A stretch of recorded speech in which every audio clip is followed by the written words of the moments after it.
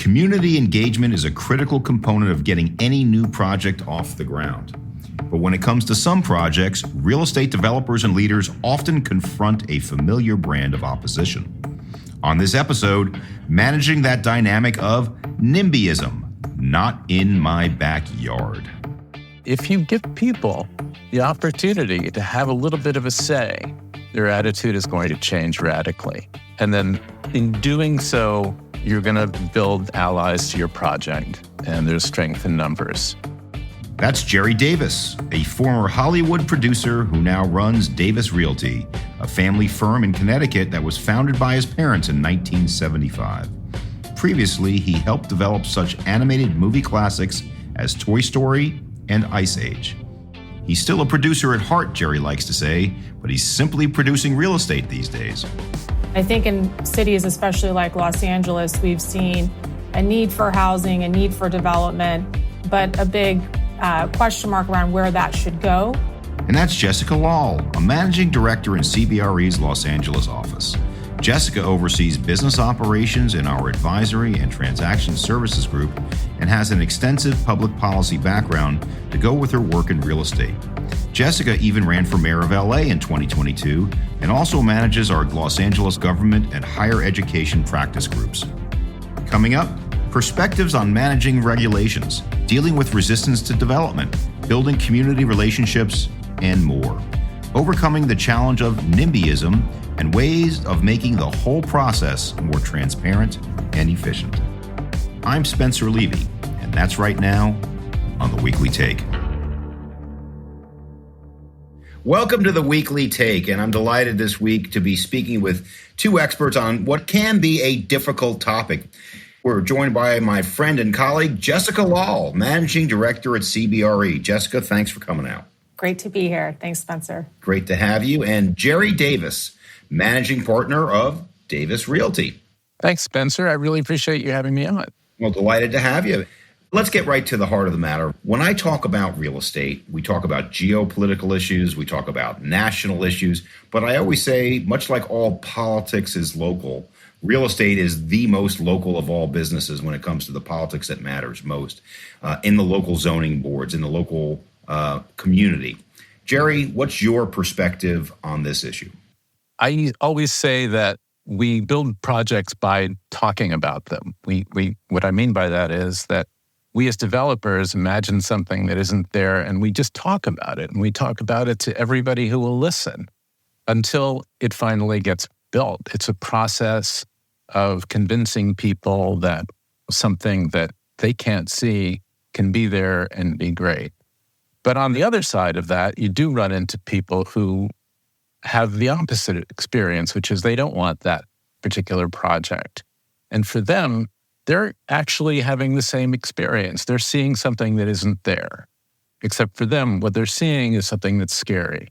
And they have to be taken seriously because as real as something is for a developer, the fear of what that development can be is real for the people who are against it. Jessica, your perspective on this issue? Yeah, I think, Spencer, you hit on something. The further removed an issue is, the more we can support those issues based on our values or what we perceive to be as beneficial. But the closer they come to home, more of those values may become in direct conflict with one another.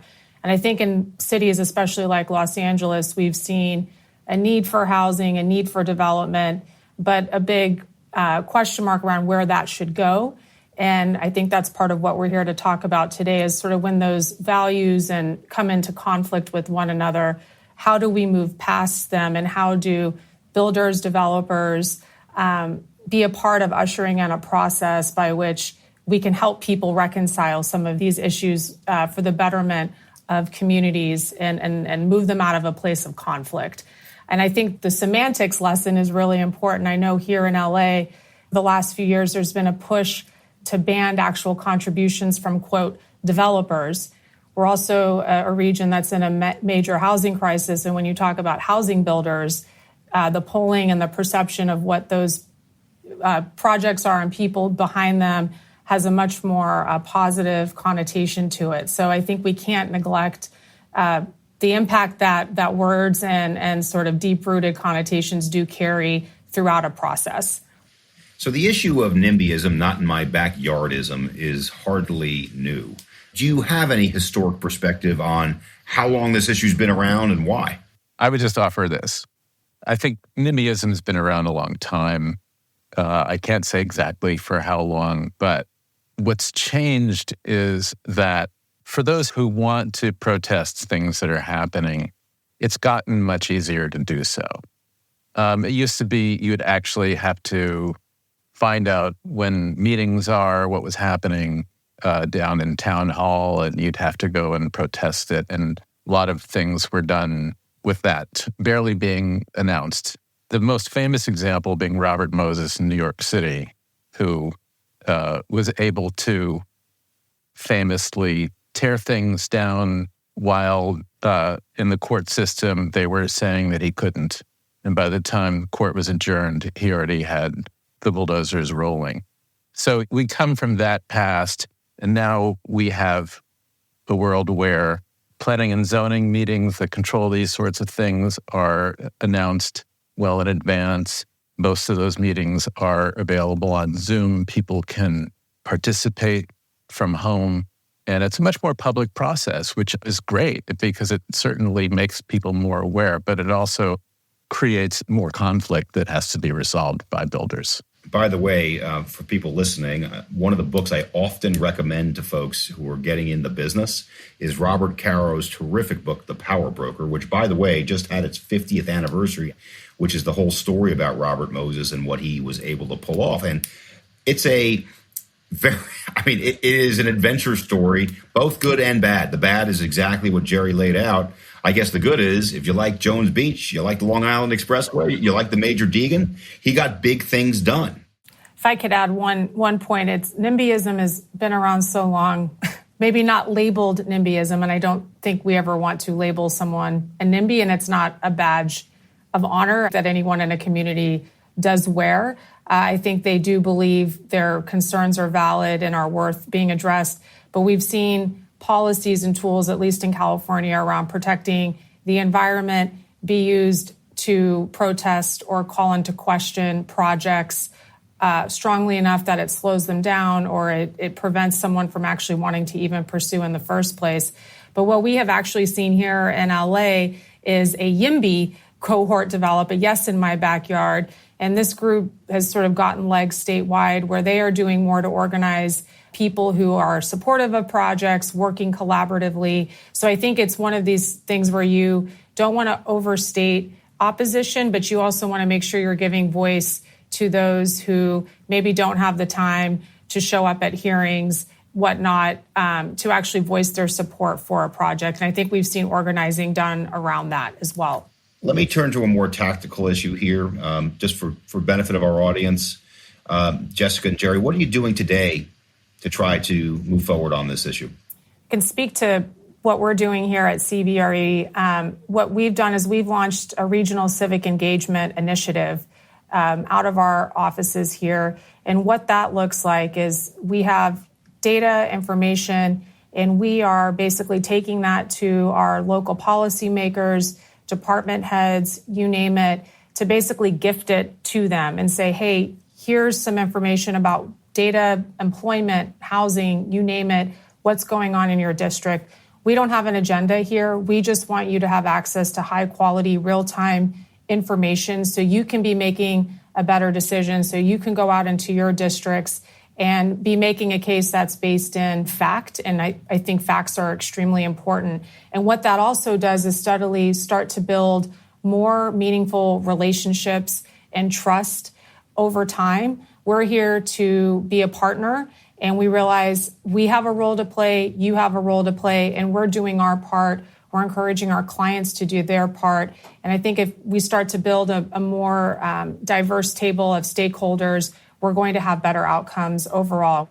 What we're going to be doing, our next project, is really pulling into, hitting on a lot of the things we've talked about. We're working on a master plan for a new development that would be really hitting that soft middle area, which is reasonably priced homes that will be near town, but they would be more dense than what the single-family zoning in that area would allow. So we're going to be going to the town and asking for zoning flexibility. We're going to be going to our neighbors and asking for their input. We're going to be exercising all the things that we've been talking about in order to get it built. And it will include some workforce housing as well. Spencer, if I can mention one other thing I know CB is doing, we've launched a Shaping Future Cities initiative, and we've been looking at, since COVID, what cities are doing of similar size and proportion, and what the results of those studies are showing is that mixed use, vibrant communities contribute to resilience over time. And I think what we're trying to do is take that information and distribute it again to cities that are large, that are small, to showcase best practices. So cities can, not everyone's reinventing the wheel every single time, but can actually learn from each other. So we're helping through this project try to facilitate that kind of information sharing. We certainly are experiencing here in New England a big housing shortage. One of the questions that people often ask are, well, where are your kids going to live? They can't afford to move here. And it's unfortunately partly a regulatory obstacle and partly having to do with the fear of increased housing and changing neighborhoods. The idea that we can't add this housing because it's going to change the small town feel that we cherish and we don't want to lose. The fact is that aside from those obstacles, we have a lot of regulatory obstacles in Connecticut where we don't have zoning regulations that allow for buildings that fall outside of the multifamily or the single-family home. There's no regulatory definition for garden apartments, the missing middle kinds of housing, like what Nashville did with tall and skinny houses. There's nothing that allows for us to, in the current regulations, to present ideas that maybe can break through some of this housing shortage. So, Jessica, what do you see as some of the challenges facing new housing in Los Angeles? Here in LA, there's a multitude of challenges that we face, and I think the good news is we're becoming more aware and well-versed in them. But the first is a massive housing shortage. We have about 500,000 units shy of what we need to meet today's current demand in LA County alone. We've seen this is translated into a brain drain. College students, we educate here in LA, but people can't afford a housing unit, so they leave to a different city or a more affordable state. We have, of course, an extremely large homelessness population, and many would attribute that in large part to the shortage of housing units. Our teachers, our police, firefighters cannot afford to live in the cities that they serve. I think there's a large set of implications that are not beneficial to communities as a result of it. And added in here in California and LA, there's just fragmented jurisdiction politically in terms of who sets standards, who sets the goals, and then who's responsible for approving these projects and how up to date are our zoning and planning documents that basically dictate what can be built, which leaves a lot to subjectivity and a lot in elected officials' hands, which I think creates some distrust potentially within communities. So these are all some of the challenges that we're up against, but a lot of them are structural. But I think we've seen also very positive examples of how builders, developers work through them collaboratively in the communities and with the political and legislative process to actually get something done and built. And it's, I would argue, on behalf of those projects that we need to be communicating those stories and those wins more effectively and the benefits that they've been having in communities to start to sort of change the narrative around what and really overcome fear. And Jerry mentioned this. I think the source of a lot of this is fear, and it's human psychology 101 in terms of how do we navigate. So I think we're here in LA, ground zero for a lot of what we're talking about, and also have some great case studies to show how we can improve and move forward. Well, a lot of this comes down to better communication, but a lot of it is regulatory. And the regulatory part of it is something that is solvable. And it's obviously hard to change the law, but nevertheless, there is an expression as Rahm Emanuel, I think, coined, a crisis is a terrible thing to waste. And what he meant by that is if there is a crisis, you can get stuff done. And I think we have the convergence of two crises right now. One crisis right now is the affordable housing shortage, which you both mentioned. But the other is the crisis of return to office, which is going very poorly in many CBDs. And you put the two together, you've got a potential solution, at least partial solution to some of these issues. So maybe we have the ability to move the regulatory needle more today than before. Jerry, your point of view. Well, that is a great point. The office situation in the suburbs in particular is really difficult and does present a huge opportunity for solving housing issues. But you still run up against the not in my backyard problem. We've had this year in Stamford, Connecticut, a really interesting case study of two developments in a slightly northern part of the city where office buildings, huge office buildings are sitting empty, two office parks, one of which was proposing 500 housing units. I think the other one is about 345. Neighbors have been really, really against it.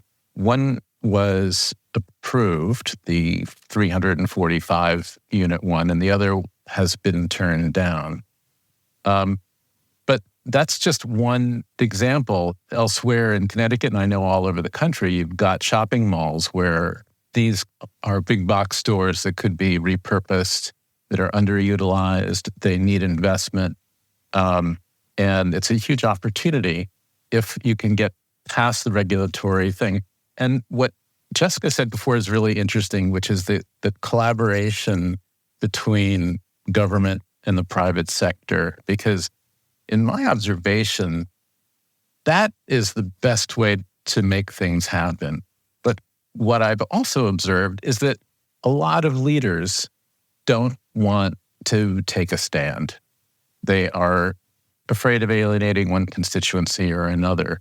But when it does happen, you can really make these projects move forward. But it takes leadership from the government. Yeah, to build off this, it's interesting because downtown Los Angeles is a unique community within the broader LA landscape, and that I would say it actually welcomes development, unlike most of the other neighborhoods here in LA. And I think an example of where we have seen success and perhaps where we're marrying, obviously, downtown LA has been tremendously hit hard by the lack, the return to office and office space in general. But in the late 1990s, adaptive reuse was really what spurred downtown LA's renaissance, regrowth, converting old bank buildings into residential units. And we are seeing a lot of conversation right now and collaboration between our mayor's office, the downtown community, to see how we could potentially look at building strategically. CBRE, Gensler, other companies are participating in a study with the government to identify buildings and really what price point do we need to be at in order to allow for these conversions. But it's also recognizing that that isn't going to be the silver bullet, and we need to be doing a multitude of things. But what we have seen work well is start somewhere, pilot it, show success, demonstrate success, and then try to replicate. And I think in large areas like Los Angeles, you can't do a one-size-fits-all approach. You have to start somewhere, prove the concept, and then try to replicate it out. And I am hopeful that's what we're in the process of or in the beginning stages of doing here in LA at this unique moment that we find ourselves in. Jerry, as a movie person or a former movie person, you'll appreciate this. There's a famous shot, and it's in a lot of movies, where somebody's on a hillside overlooking the city of Los Angeles at night, and it's all lit up, but it's all low. Meaning, when I say low, meaning that the heights of the buildings are all 1, maybe 2 stories. And I say to folks, well, you know why? And they go, what do you mean, you know why? Height restrictions. Height restrictions throughout the city, except for certain pockets like downtown LA that do not permit you to go higher. And so it creates a great shot, but it creates a great problem because there's nothing more inefficient than sprawl in terms of use of natural resources, cops, fire people, schools. But you go vertical, you can concentrate them. Do either of you have a point of view on this, on whether it's building out or building up? Well, I think in LA, people fear that kind of density. The Manhattanization of our suburbs has been something that I think has fueled a lot of the fear of where their communities are going to go and deteriorate. And so scale does matter. And I don't think you can go from single family flat to downtown LA. And there have been efforts at the state level. Simply, there was a bill last year that passed to allow for the conversion of single family units to build duplexes, accessory dwelling units in the back. And that has even proven to be very, very challenging because people fear that their property values will be diminished. But Jerry hit on something. You have to personalize this. When you start talking about where are your children going to live, or say someone's grandparent wants to move out from another state to be closer to their family, and there's nowhere for them to live within an acceptable radius, it starts to hit people in a different way. And I think we have to reframe the story and the reasoning and personalize what we're talking about in a way that overcomes that fear, and also take things in bite size and be reasonable about what kind of and what acceptable change are we expecting people to make and take over time. I would just add a different perspective, which is the country perspective, the suburban perspective, which is where you talk about height. For us, 3 stories is pretty big. 4 stories is possible with special exception. That's the maximum. And when we built a 3-story multifamily unit a year and a half ago, and it was fairly controversial, although it's not necessarily the tallest building around, it was fairly controversial. And people said, oh, who's going to want to live there? And what's interesting is that we are seeing in this part of the world a lot of more young people moving in who are more accustomed to an urban setting, who are really loving the idea of the density of downtowns and being able to walk and use the train and not be reliant on 2 cars for the family. So I actually think that is an area of opportunity in this part of the world, where in more densely developed New England downtowns, there's still room for more upward construction. So I think there's really 2 stories here. One is the regulatory environment, and the other is the storytelling you tell to the local community to embrace new building. Jessica, what's your point of view of the type of regulatory changes that might be helpful to improve the space? In terms of building public trust, giving away more dollars isn't what does that. I think it's giving certainty and over the long haul and clarity on what the process is. Again, that contributes to trust. So we've seen, for example, locally at the city level, the mayor put forward several executive directives to basically streamline and truly create by right housing if it's subsidized, meets a certain criteria, and upping the threshold for review, which has allowed people to actually build more affordable housing units. Again, what we're trying to incentivize building without giving out any dollars, creating more certainty within the process. And what that starts to do is it also starts to open the door, I think, for communication between, okay, here are other tweaks and regulatory changes that we can put into place that would further incentivize the type of housing development that we're trying to see. So I think it is a virtuous momentum wheel. Once you start it and get it going and people start to see results come in their lifetime, it starts to have a positive impact. And I think if you talk to any developer, or at least those that operate here in Los Angeles, they're ready to play by a set of rules. They just need clarity on what those rules need to be, and they do not want the goalpost moved somewhere random at the fourth quarter. It doesn't work, and that is in large part why we've seen a lot of people decide, hey, I'm not comfortable building here just because I have no idea what set of rules I need to play by to yield what outcomes I'm looking for. Well, one of the things that I mentioned before I think really comes into play, which is allowing the regs on the local zoning level to allow for different types of housing than the simple multifamily versus single-family homes. There's a considerable spectrum in between those two extremes that are just not specified in the regs and would allow for more flexibility. Jessica mentioned ADUs, which are a really big improvement in this part of the world, and I think we're seeing a fair amount of that actually get built.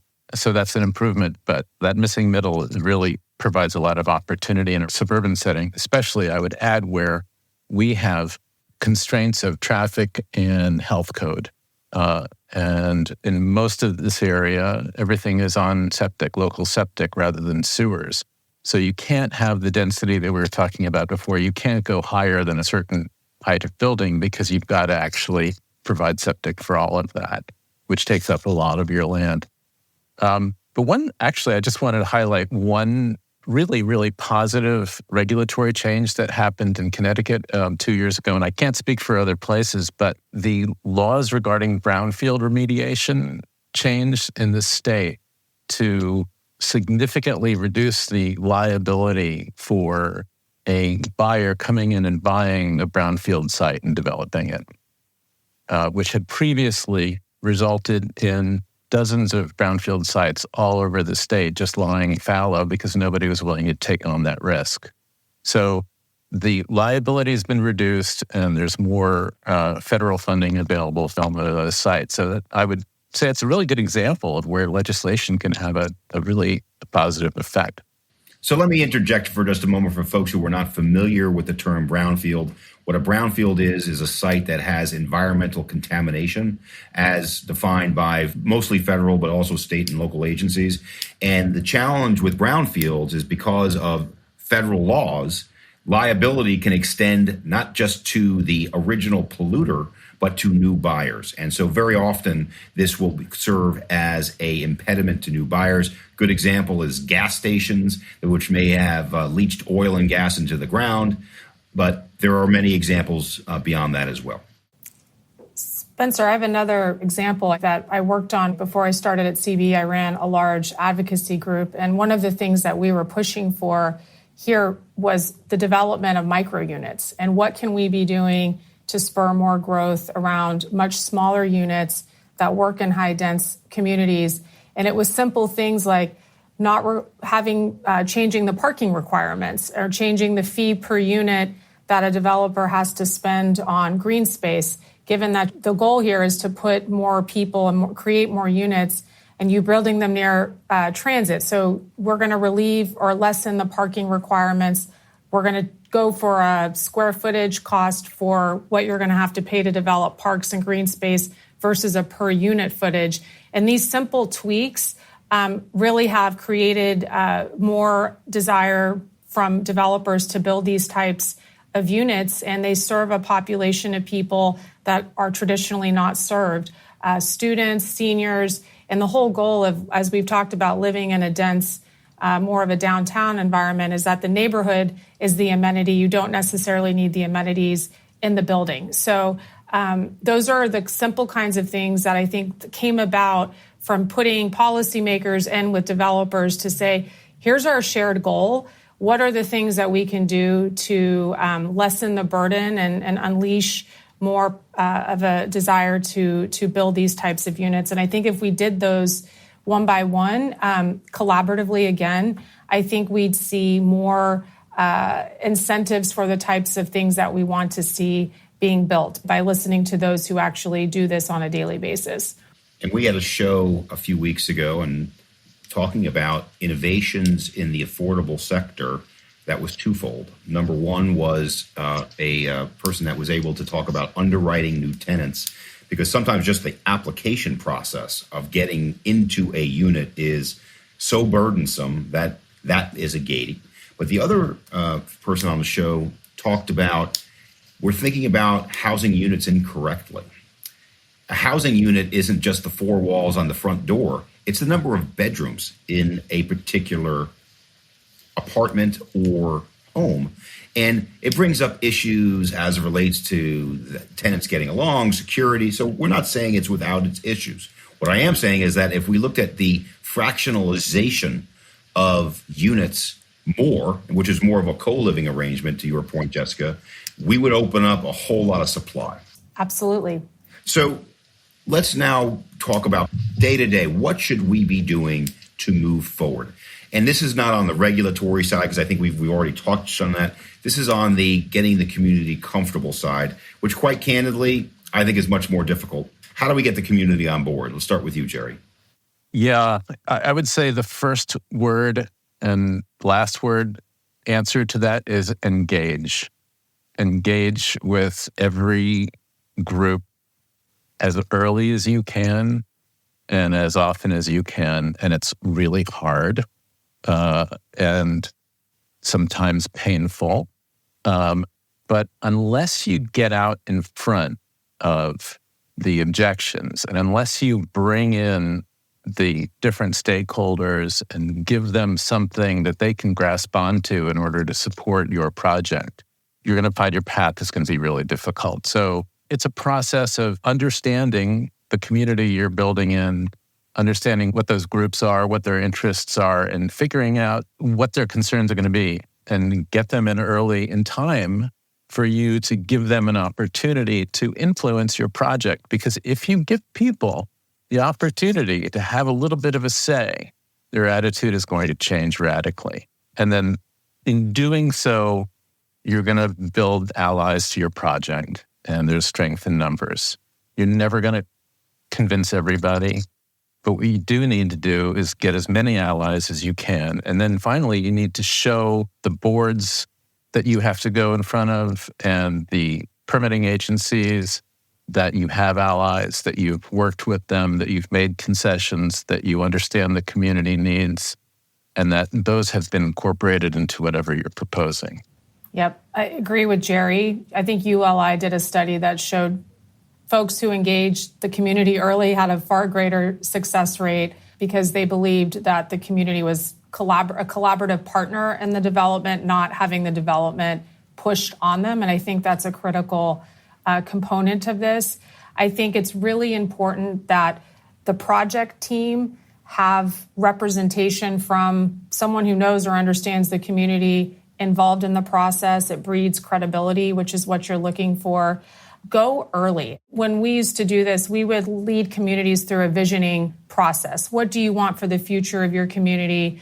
Get that kind of feedback, and then start to present your project in their terms through their vision lens, and be prepared to compromise, right? I mean, if it's truly a collaborative process, there will be compromise. But if you are establishing that trust and credibility from the beginning, have a website, define your project before your opponent does, and don't believe that just having the support from the local elected official is sufficient, because we know the local elected official's job is to respond to the community. I think that the most successful real estate developers that I've seen here, their CEO is responding and accessible and showing up at those community meetings, so they don't feel like they've sort of hired a consultant to do that work for them. It seems more genuine and authentic. And then highlight the wins. I think you mentioned Spencer related.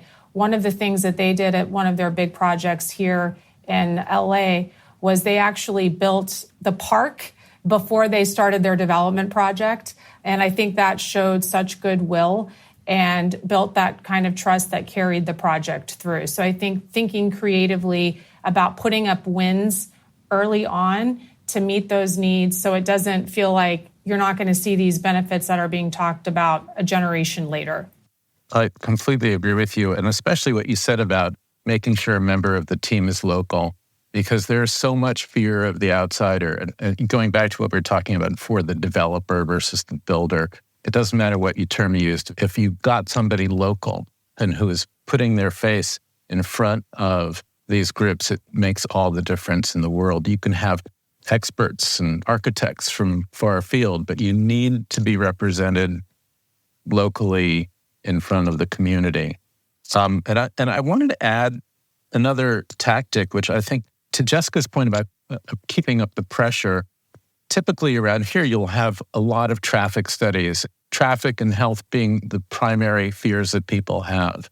And experts are not necessarily given the respect that they deserve in zoning hearings. And so you can, as a developer, if you know you're going to be facing traffic as one of your primary objections from the community, don't stop at one traffic engineer. Get two, have professional reviews. Give your permitting agencies and the boards something to grab onto and have the ability to say when somebody says, well, that's just that traffic engineer's opinion. You'll have the ability to say, no, it's actually multiple opinions because we've had this peer-reviewed and we can really stand behind this. And you can apply that kind of logic towards really every aspect of the spectrum of objections. And there's so many tactics we didn't talk about on this show, but I'll just mention a few of them to spur the conversation. One is transit-oriented development, where you try to focus your development on existing infrastructure, most notably trains, to try to mitigate some of the vehicular traffic issues. Another tactic is to have age-restricted housing versus having just market rate, because age-restricted doesn't tax your schools. It pays taxes into your schools, but typically doesn't bring new students to your school. So any other pragmatic tactics that Jessica, you or Jerry might suggest in order to overcome what are expected objections?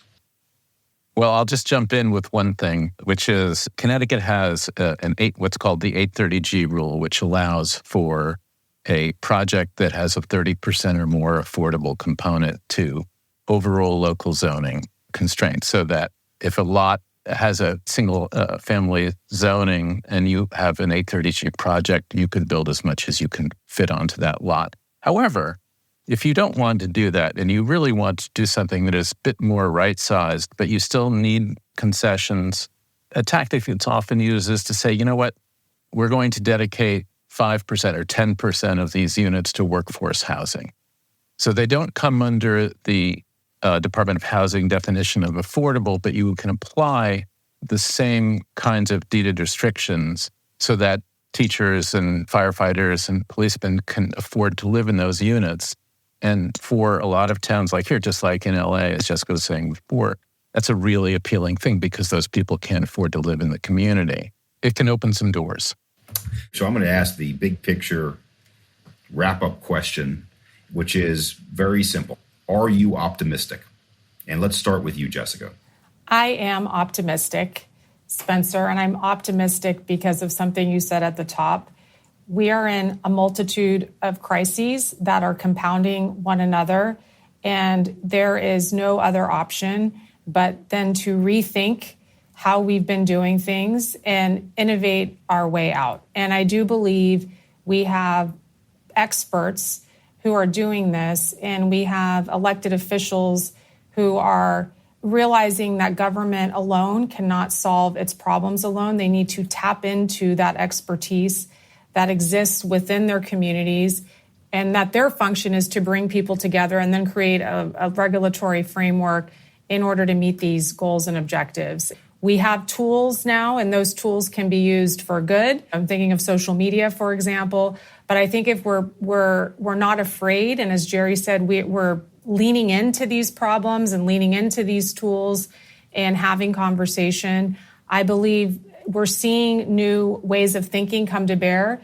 A lot of these ideas aren't adopted the first time around, but they're showing up a second, third time, and people are more willing to try different things and put together an unlikely coalition that maybe we haven't seen before. And it does start locally, and I believe so goes the local. We'll see it spread on a national level. So I am optimistic. Jerry, you'll get the last word. Are you optimistic? I am optimistic. And I'm going to say a funny thing, which is I think that social media on a certain level is going to help. And I think when you bring up the topic of development on a local level, most people look at social media as an obstacle, and it often is. But I think it's also helping make people aware of the issues around housing. And I think that between that and younger people coming out of cities and spreading out and being more interested in urban settings and more dense forms of housing, I think that there's going to be a higher acceptability of denser housing, less obsession with single-family homes. And I think that's going to drive the market to build more of those kinds of dwelling units. So demand will drive supply. Yeah. Well, on behalf of the Weekly Take, what a terrific discussion today with two experts in the field of building more, not just building more, but how to do it from a regulatory perspective, how to do it so that the community embraces you. Starting with Jerry Davis, managing partner of Davis Realty. Jerry, thank you so much for coming out. Thanks, Spencer. It's been really fun. And then our own Jessica Lall, managing director at CBRE based in Los Angeles. Jessica, thanks so much for doing the show. Thanks for this conversation. Extremely important and inspiring. Important and inspiring indeed. And we'll dive into more current events and market insights in the weeks ahead. You can stay on top of our programming and find related content by visiting our website, cbre.com/theweeklytake. You can also look for the special CBRE report we touched on, Shaping Tomorrow's Cities, at cbre.com/insights. Speaking of which, our upcoming slate also includes more explorations of the notable places cited in that report. So stay tuned for those conversations on our air as well. Meanwhile, don't forget to subscribe, rate, and review the show wherever you listen, and reach out using the Talk to Us button on our homepage. For now, thanks for joining us. I'm Spencer Levy. Be smart, be safe, be well.